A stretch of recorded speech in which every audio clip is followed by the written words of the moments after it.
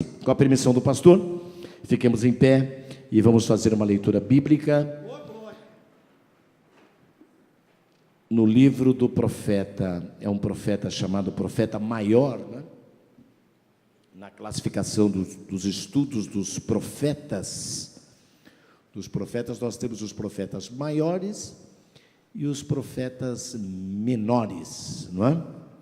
Nós temos aí os profetas maiores: Isaías, Jeremias, Ezequiel, Daniel, e os profetas menores: Oséias, Joel,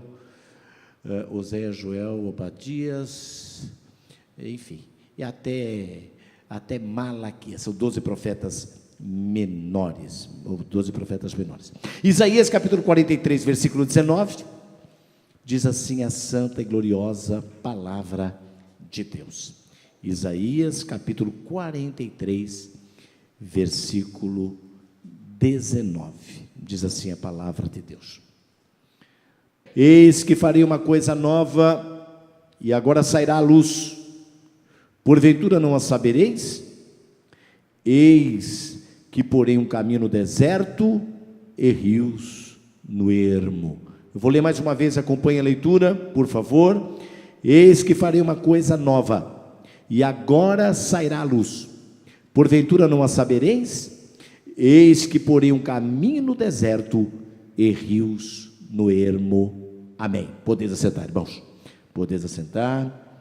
Que Deus esteja abençoando os nossos corações, para que estejamos aí receptivos à palavra de Deus. Isaías, ele, como eu já disse, ele foi é classificado como um dos profetas maiores, não é? Dado o volume do livro, o quantitativo do livro, e ele escreveu ao chamado Reino do Sul, o Reino de Judá, não é?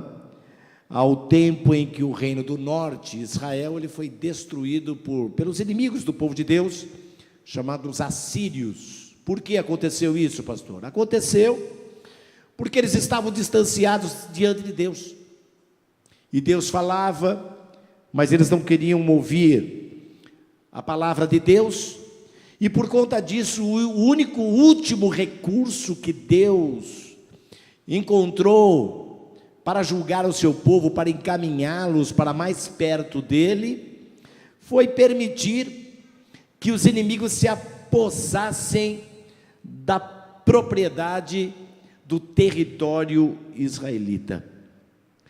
A data do nascimento de Isaías foi cerca de 740, na verdade o seu chamado aconteceu no ano 740, ele já tinha cerca de 20 anos, de 740 a 687, e ele exerceu o seu ministério por um período de aproximadamente 53 anos.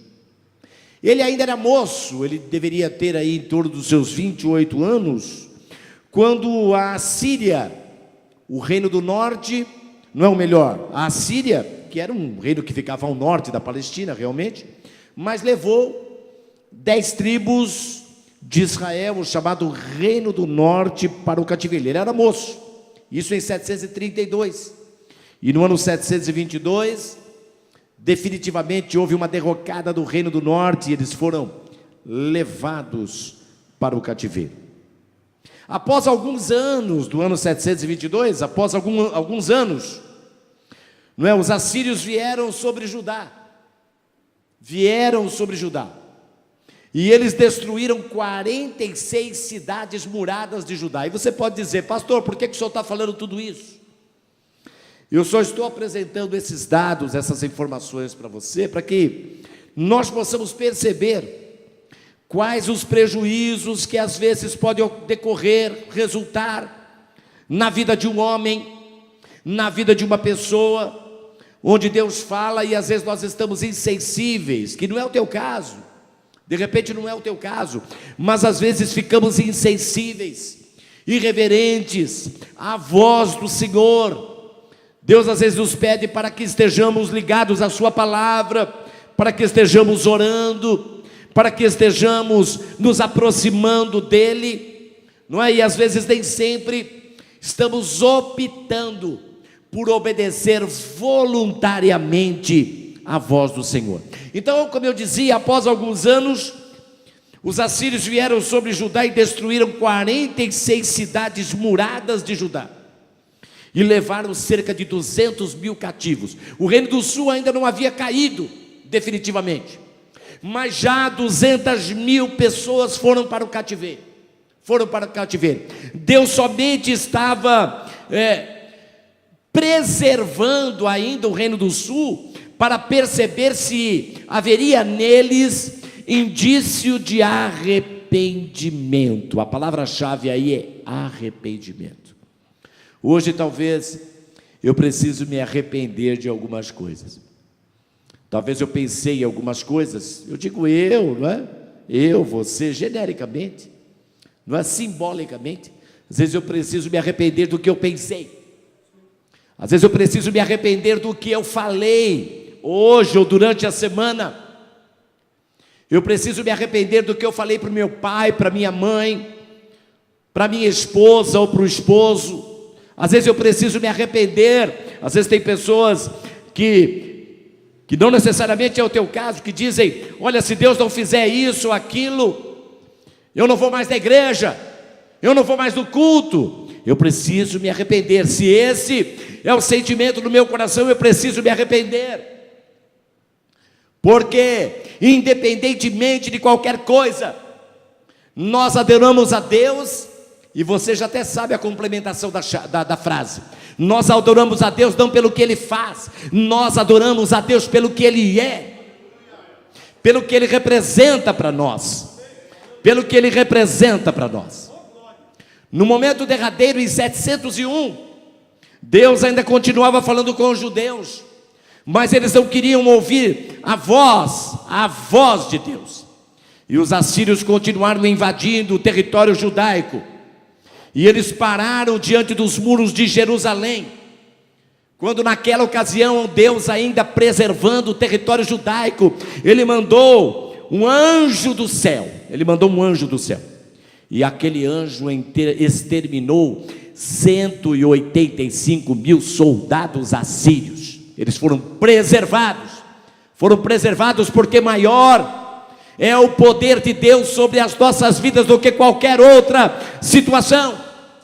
Às vezes há situações da nossa vida que nós olhamos tanto os gigantes e nos esquecemos de que o nosso Deus é maior do que qualquer gigante. Às vezes nós olhamos as adversidades e nos esquecemos que Deus é maior, que Deus é mais poderoso do que tudo. Eu não me recordo agora qual a letra do hino, mas teve um hino que a mocidade cantou. Se alguém souber me lembrar rapidamente, só para me lembrar o comecinho, é um hino que fala, que às vezes eu penso que Deus esqueceu de mim, alguma coisa assim. Tem um hino que foi falado isso. Você lembra, Vitória? Não? De repente na hora fica difícil, né? Mas teve um hino que a mocidade cantou que fala que às vezes nós temos a sensação, mais ou menos é isso, decodificando é isso, às vezes nós temos a sensação de que estamos sendo esquecidos por Deus, mas Ele ainda está no controle de todas as situações. Ele ainda está no controle de toda e qualquer situação. Enquanto a mocidade cantava, eu me lembrava de um texto associado a esse texto básico, texto bíblico básico que eu escolhi para a nossa meditação, não é? Está em Isaías capítulo 49, a partir do versículo 14, quando o profeta Isaías, ele declara da parte de Deus o sentimento dos judeus, não é? Ele diz assim: e Judá diz: já me esqueceu o Senhor me desamparou.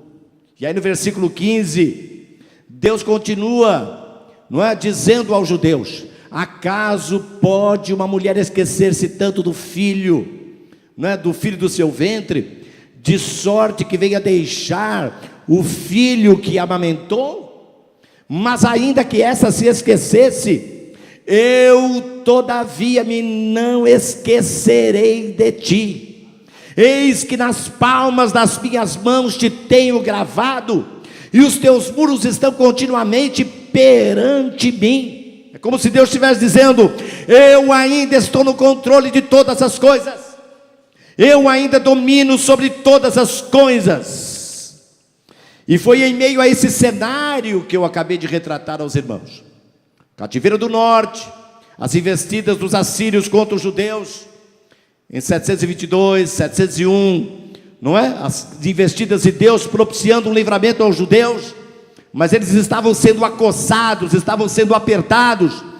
Foi em meio a esse cenário de apostasia, de afastamento espiritual e de prejuízos sofridos pelos judeus, em decorrência das investidas das nações inimigas, que Deus promete fazer uma coisa nova no meio do seu povo.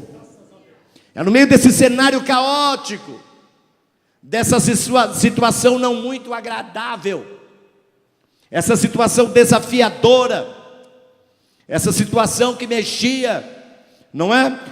Que mexia com o sentimento mais íntimo de preservação, não é? De preservação da integridade dos judeus, que Deus diz: eis que eu farei uma coisa nova. E agora, no meio dessa adversidade, interessante a gente perceber esse versículo na perspectiva desse pano de fundo, desse contexto, não é? Eis que farei uma coisa nova, e agora sairá a luz, porventura não a sabereis? E eu acho interessante, na parte B do versículo, ele diz assim: eis que porei um caminho no deserto. Eu acho interessante a aplicação desse verbo, eis que porei. Deus poderia falar: eis que abrirei, mas ele diz: eis que eu porei. É como se, na minha visão, tá? Enquanto eu lia e relia, estudava e reestudava esse texto, Deus, ele falou no meu coração, não é? Isso na minha reflexão, na minha meditação com Deus. É como se Deus tivesse dito: eu não vou abrir um caminho, eu vou colocar um caminho, eu vou pôr um caminho. Como que dizendo: onde não tem caminho, eu vou pôr um caminho. É como se ele estivesse dizendo: onde não tem porta, eu abro uma porta. É como se ele estivesse dizendo: onde não tem alternativa, eu vou pôr uma alternativa. Às vezes eu posso me sentir frágil na minha relação com Deus, não é? Posso me sentir frágil: Senhor, eu estou sem forças para buscar a Ti, estou sem forças para vir na igreja, para ler a Bíblia, para orar. Deus, ele coloca um caminho hoje na nossa vida, ele abre uma porta na nossa vida hoje, ele vai restaurar a tua vida espiritual nesta noite, ele vai abrir uma porta de possibilidade para a tua vida nesta noite, ele vai abençoar famílias nesta noite, ele vai fortalecer a tua relação com ele. E ele diz: eis que eu porei um caminho no deserto. Onde não há um caminho, eu vou colocar um caminho, eu vou fazer um caminho, eu vou criar um caminho. Alguém pode dizer, não é? Mas será que dá para fazer um caminho aí? Deus diz: eis que eu porei um caminho no deserto, e vou colocar rios no ermo. E para confirmar a sua promessa para com os judeus, o Senhor recorre a alguns fatores que visam fortalecer a fé daqueles que ouvem a sua palavra pelo profeta. Então, para fortalecer a fé, Deus recorre a alguns fatores. Amém, amados? Amém? Deus recorre a alguns fatores. A memória deles, a memória. Às vezes a nossa memória é muito fraca no tocante a algumas coisas, não é? Às vezes é muito fraca, nós nos esquecemos muito facilmente. Às vezes estamos envolvidos com tantas coisas na vida, não é verdade? Nós temos afazeres acadêmicos, profissionais, domésticos, e às vezes essas coisas nos ocupam. A gente às vezes fica com a nossa memória desgastada, E às vezes nos esquecemos das promessas de Deus, nos esquecemos do que Deus tem falado, do que Deus tem falado pela sua palavra. Às vezes tem falado em sonhos para você, às vezes tem falado profeticamente para você, e às vezes nos esquecemos. E Deus, visando ratificar, não? Eu sei que você entendeu, não é retificar, Ele está ratificando, Ele está confirmando, visando confirmar a sua promessa. Ele se utiliza de alguns expedientes para revivecer a memória daqueles judeus. E hoje Deus está reavivando a minha memória também. Aleluia, glória a Deus.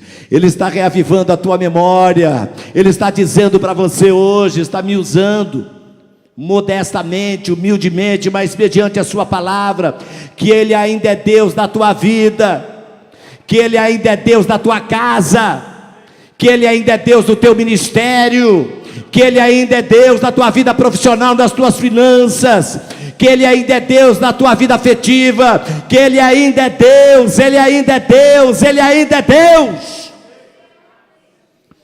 E Deus, Ele utiliza de alguns parâmetros, algum conteúdo para reavivar a memória daqueles judeus. E qual era o primeiro elemento que Deus utilizou, o primeiro indicador que Deus utilizou?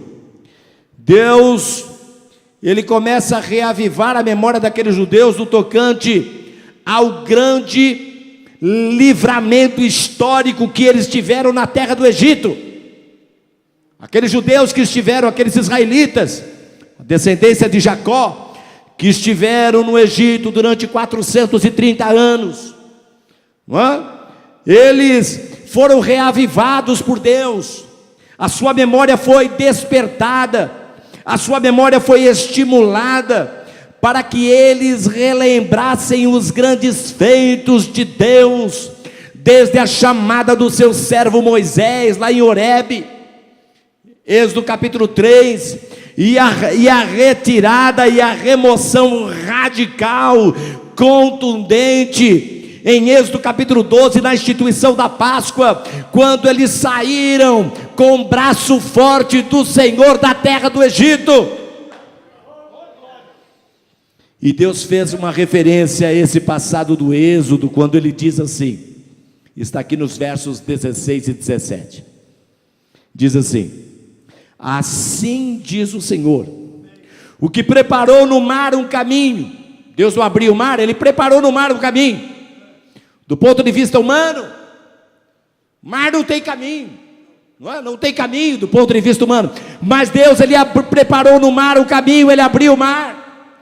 Assim diz o Senhor, que preparou no mar um caminho, e nas águas impetuosas uma vereda, o que trouxe o carro e o cavalo, quer dizer, Ele trouxe Faraó, não é? Faraó que estava se opondo contra os desígnios de Deus, Ele trouxe o carro, o cavalo, o exército de Faraó, Ele trouxe com força. Eles juntamente se deitaram no mar, e nunca se levantarão, estão extintos como um pavio, se apagaram. Isso fala do grande livramento que Deus deu a eles, um livramento quando foram tirados da terra do Egito e levados para Canaã pelo deserto e na travessia do Mar Vermelho, onde Deus, com braço forte, manifestou a sua providência para com os israelitas. Hoje o braço de Deus está sob a sua mão para abençoar a tua vida também aqui nesta noite. O livramento do cativeiro egípcio propiciou a Israel pelo menos três condições. Através daquele grande caminho que Deus abriu no deserto e no mar, Deus visou propiciar aos israelitas três condições. Primeiro, eles foram libertos para cultuarem o Senhor do deserto. Deus tinha o desejo, não é?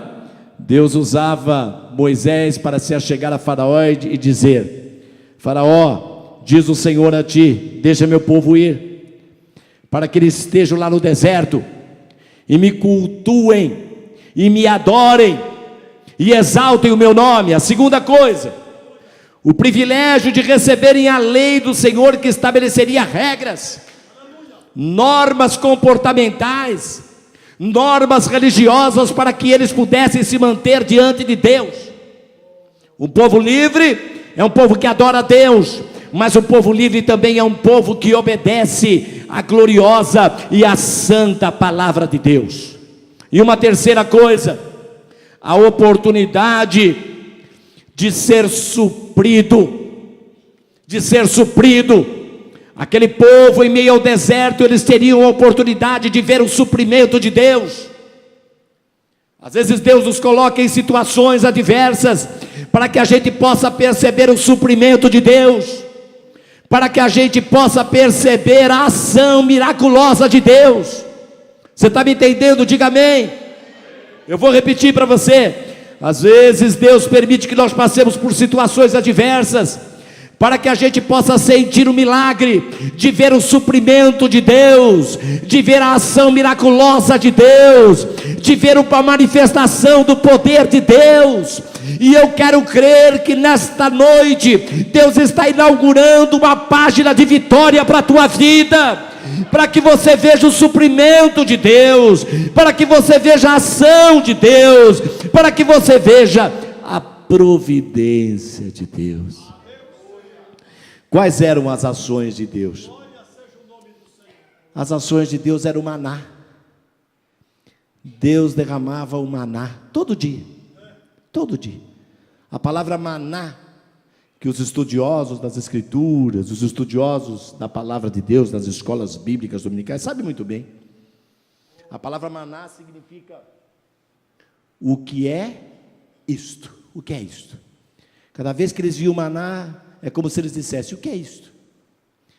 Tem coisas às vezes que acontecem na minha vida, e eu não sou uma pessoa que tenho experiências exclusivas. Eu tenho as minhas experiências, mas você tem as suas experiências também.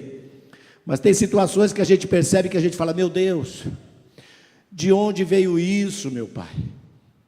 Eu tinha uma conta para pagar e eu não tinha recursos, mas de repente eu não sei como, mas os recursos vieram. O credor, ele se flexibilizou. Talvez você já viveu algumas experiências dessa ordem. Eu não quero iludir a tua vida. Essa igreja aqui não tem o caráter de iludir absolutamente a cabeça de ninguém, com ficções, com fantasias, com ilusões de ótica. Mas eu quero dizer para você com propriedade, fundamentado na palavra de Deus, que Deus é poderoso para enviar um maná providencial na tua vida. Eu acredito que nesta semana Deus é poderoso.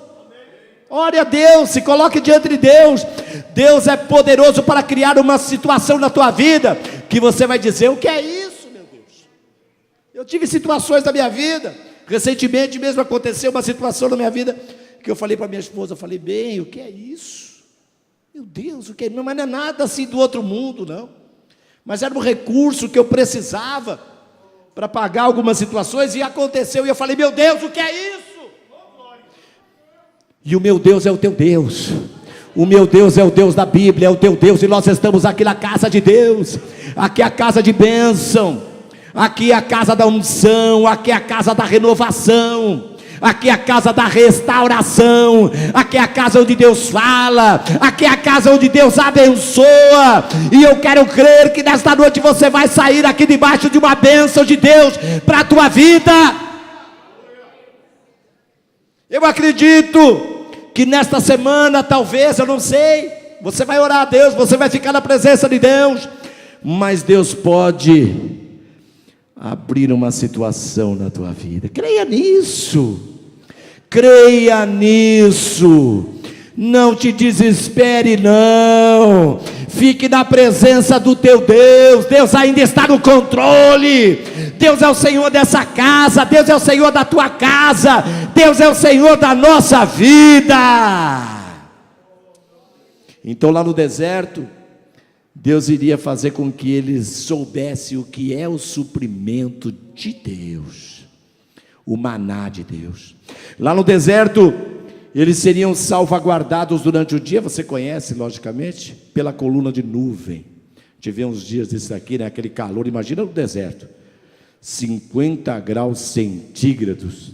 Sensação térmica, de repente, sei lá, 60 graus. Sei, o pastor do Lorival que teve lá, né? Acho que a sensação é muito mais, né, pastor?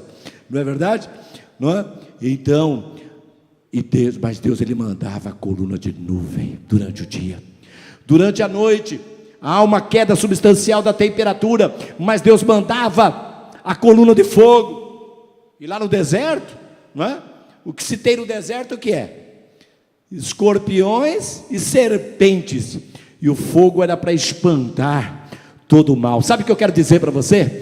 Que a coluna de fogo da parte de Deus está sobre a sua vida. Há uma coluna de fogo do ponto de vista espiritual que está sobre a sua vida, sobre a sua casa.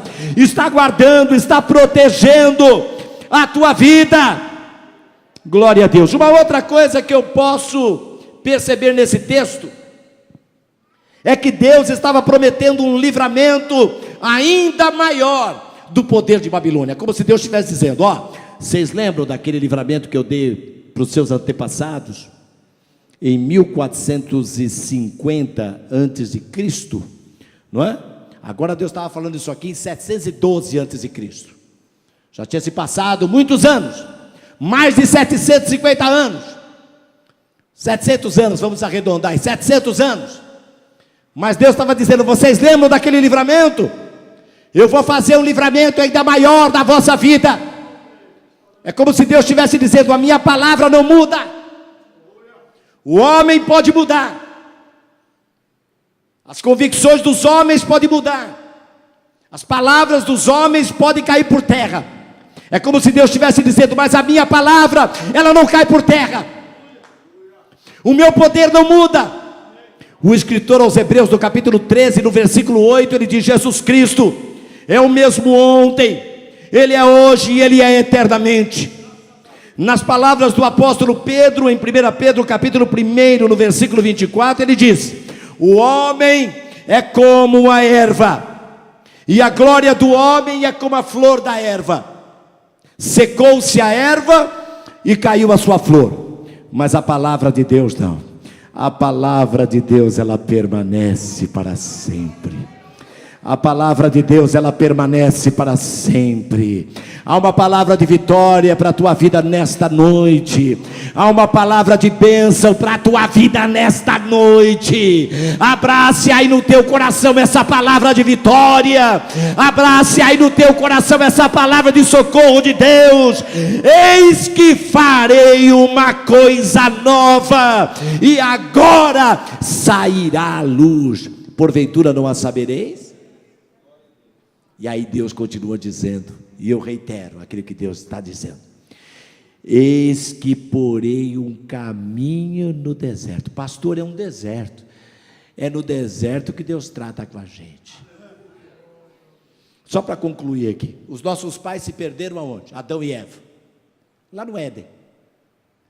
Tem gente que às vezes se perde no Éden, e tem gente que se encontra no deserto. É um paradoxo, né?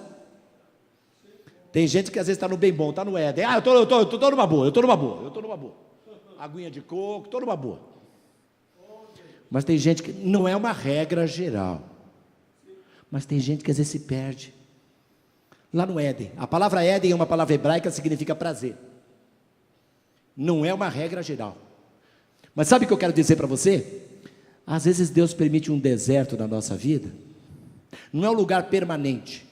O problema nosso é que às vezes a gente imagina o deserto como um lugar permanente. Deus está dizendo: o deserto não é lugar permanente, é um lugar de passagem, é um lugar transitório, é um lugar experimental, é um lugar onde eu vou ver o poder de Deus, é um lugar onde eu vou ver o socorro de Deus, é um lugar onde eu vou ver a provisão de Deus. E Isaías, ele fala sobre isso da parte de Deus. Isaías capítulo 43, a partir do versículo 1, você conhece? Ele diz assim: mas agora Assim diz o Senhor que te criou, ó Jacó, e que te formou, ó Israel: não temas, porque eu te remi, chamei-te pelo teu nome, e tu és meu. Quando passares pelas águas, eu estarei contigo. Quando passares pelos rios, eles não te submergirão. Quando passares pelo fogo, não te queimarás, e nem a chama arderá em ti, porque eu sou o Senhor teu Deus. Eu sou o Senhor teu Deus. Ele é Deus ainda no meio das adversidades da vida. E aí no versículo 19 do mesmo capítulo, ele diz: eis que farei uma coisa nova. Que as palmas louvem o Senhor Jesus.